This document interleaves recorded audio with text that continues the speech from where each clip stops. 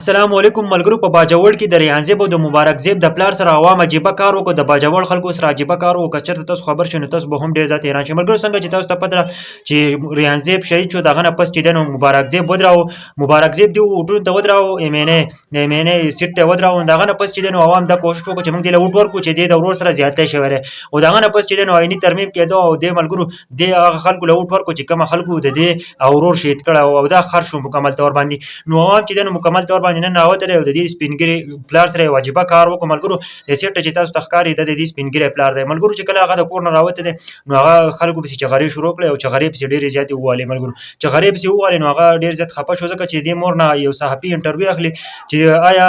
ستا د زامن چې کومه دي ستا د زوی چې کومه سیاست کوي باره کې ته څه وایې نو هغه ورته وایي که نه چې زه خپل زوی ته یم چې ته سیاست مه کوه که نه ما یو زوی چې دی نو هغه د دنیا نه تللی دی سیاست په وجه باندې تللی دی او ته چې دی نو سیاست مه کوه ملګرو نن چې دی نو نن په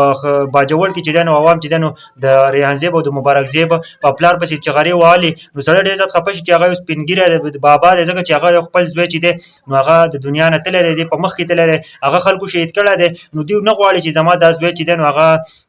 زما دا زوی چې دی نو هم سیاست وکړي بل دا چې هغه چې کم کار کړی کم خرڅ شوی چې دی نو هغه هم پرې ډېر زیات غوسه دی عوام وایي چې موږ له ووټ د دې لپاره نه دی ورکړی چې ته خرڅېږه ته روپۍ اخله او د دې لپاره موږ ته ووټ درکړی چې ته خدمت وکړې لکه څنګه چې ریحان زیب د باجوړ له خلکو خدمت کولو نو باجوړ خلک نن ډېر زیات غوسه دی د هغه په پلار پسې هم چغرې وایي ځکه چې راوتی دی هغه وایي چې موږ دوی نه معاف کوو ځکه چې دې زموږ سره زیاتی کړی زموږ نه چې ووټ اخیستی دی صرف نو دې وجه باندې اخیستی دی چې موږ به د باجوړ خدمت کوو چې تاسو څه وایئ نو موږ به هغه کوو او بل دا چې مبارک زیب چې دی نو هغه خرڅ شو روپۍ یې واخیستې په کروڑونو روپۍ یې واخیستلې خپله زندګي صحیح کړه او بل دا چې د باجوړ خلک یې نه پرېږدي اوس دغه سپین ګیری پلار دی موری دی د هغه کومه خاندان چې دی نو هغه اوس نه پرېږدي او چې دا به دې باجوړ نه بهر ته ځي نو آیا په دې باره کې تاسو څه وایئ چې آیا دې عوام له داسې کول پکار دی که نه دي ځکه چې د بابا خو د ریحان زیب پلار خو داسې دی چې هغه ریحان زیب شهید شو نو هغه چې دی نو ډېر زیات خفه و خو عوام ولګېدو د دې ورور یې مخکې کړو دې وجې نه چې د ریحان زیب په شان به وي خو هغه د ریحان زیب په شان ونه ښود او هغه خر شو نو په دې باره کې څه وایئ ضرور خو کامنټ وکړئ